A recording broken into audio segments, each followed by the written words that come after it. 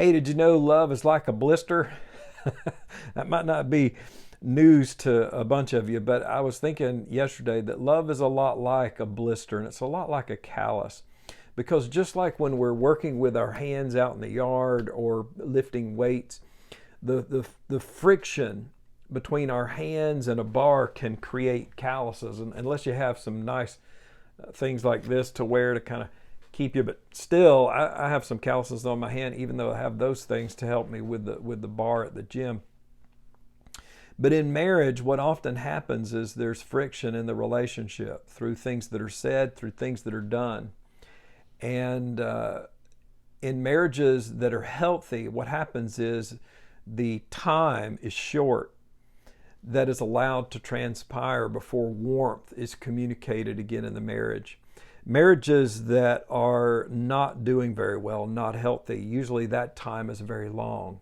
So my question to you is this: when you have a fight with your wife, when you disagree with your husband, when there's an offense, how long do you go as a couple before you communicate warmth and love? The shorter that time is, the better. And here's why. Because if you go a long time with that friction, it's going to develop a callus on the heart of your loved one. And so I've learned this: healthy marriages keep that time short. Now, I'm not saying that you might not you might need to get together and really talk through some issues at a later time. I'm not saying overlook everything. Some things have to be dealt with, yes. But what I'm saying is that the time that you're silent, the time that you're stewing, the time that you're not talking, the time that there's disfellowship in your relationship, that should be short. And let pride be dealt a death blow and reach out to your partner the next time there's friction in the relationship, and do it quickly. And you can say something like, hey, I know I irritated you. I know I disappointed you. Maybe you would say that I know I sinned against you if you did.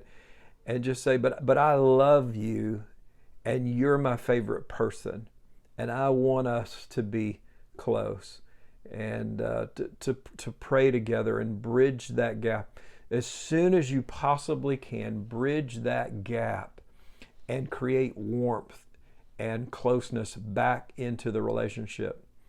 And if you're a young married couple, hopefully you don't already have a bunch of calluses.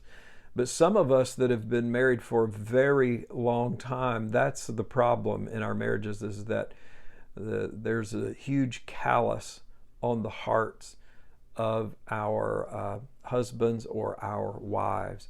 And we need to work at mitigating that.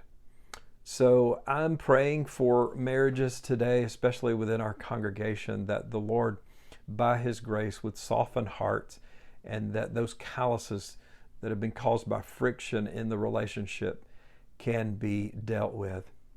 Blessings to you.